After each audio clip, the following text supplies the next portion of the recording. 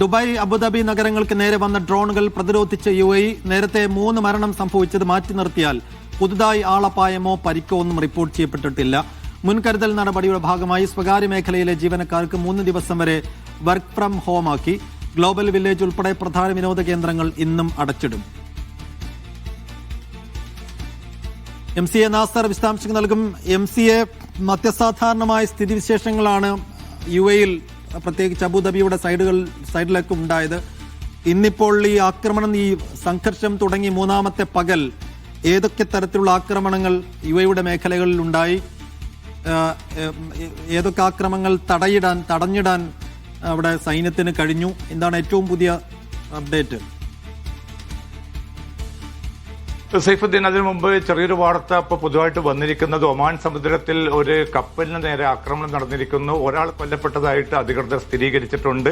ബാക്കിയുള്ള ജീവനക്കാരെ ഒഴിപ്പിക്കാനുള്ള ശ്രമങ്ങൾ പുരോഗമിക്കുന്നതായിട്ടാണ് വിവരം ലഭ്യമായിരിക്കുന്നത്. അതോടൊപ്പം തന്നെ ബഹ്റൈനിലെ മനാമയിലെ ഒരു പോർട്ടിന് നേരെയും ഒരു കപ്പലിന് നേരെ ആക്രമണം ഉണ്ടായിട്ടുണ്ട്. പക്ഷേ കാര്യമായിട്ടുള്ള നാശനഷ്ടങ്ങളൊന്നുമില്ല എന്നാണ് ഏറ്റവും അവസാനമായിട്ട് ലഭ്യമാവുന്ന റിപ്പോർട്ട്.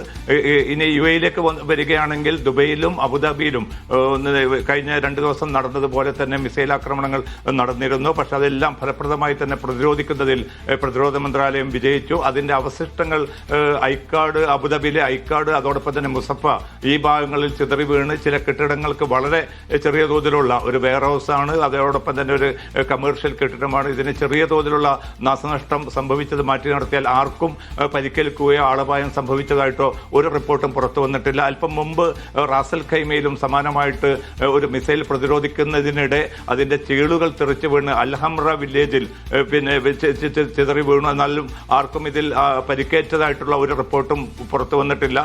അങ്ങനെ ആളപായമോ പരിക്കേൽക്കുകയോ സംഭവം ഉണ്ടായിട്ടില്ലെന്നാണ് അധികൃതർ വിശദീകരിക്കുന്നത്. അപ്പം ദുബൈയിലും അബുദാബിക്കും പുറമെ റാസൽ ഖൈമയിൽ കൂടിയാണ് ഈ മിസൈൽ പ്രതിരോധം ഇന്റർസെപ്റ്റ് ചെയ്തുകൊണ്ടുള്ള വലിയ ശക്തമായിട്ടുള്ളൊരു വിജയം പ്രതിരോധ മന്ത്രാലയത്തിന് നേടാൻ കഴിഞ്ഞിരിക്കുന്നത്. അതേസമയം നിരന്തരമായിട്ടുള്ള, കാരണം പിന്നിട്ട ദിവസങ്ങളെപ്പോലെ തന്നെ നിരന്തരമായിട്ടുള്ള ഈ നീക്കങ്ങൾ നടത്തുന്ന ഇറാനെതിരെ അതിശക്തമായിട്ടുള്ള ഒരു വിമർശനമാണ് UAE ഉന്നയിച്ചിരിക്കുന്നത്. അതിന്റെ ഭാഗമായിട്ട് തെഹ്റാനിലുള്ള തങ്ങളുടെ സ്ഥാനപതിയെ തിരിച്ചു വിളിച്ചു.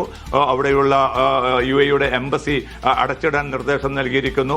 അതോടൊപ്പം തന്നെയാണ് സംയുക്തമായിട്ടുള്ള ഒരു പ്രസ്താവന UAE ഉൾപ്പെടെയുള്ള ഗൾഫ് രാജ്യങ്ങളും അമേരിക്കയും ചേർന്ന് പുറപ്പെടുവിച്ചിരിക്കുന്നത്. ഈ സ്വഭാവത്തിലാണ് ഇറാൻ മുന്നോട്ട് പോകുന്നതെങ്കിൽ കുറെ കടുത്ത നീക്കങ്ങളിലേക്ക് വേണ്ടിവരുമെന്നൊരു മുന്നറിയിപ്പ് കൂടി ഈ പ്രസ്താവനയിലൂടെ അവർ വ്യക്തമാക്കുന്നുണ്ട്. കാരണം വിവേചനരഹിതമായിട്ടുള്ള ആക്രമണങ്ങൾ നടക്കുന്നു, സിവിലിയൻ ടാർഗറ്റുകളിലേക്ക് ആക്രമണം നടത്തുന്നു, അതോടൊപ്പം തന്നെ സാധാരണക്കാരെ ലക്ഷ്യം വെക്കുന്നു.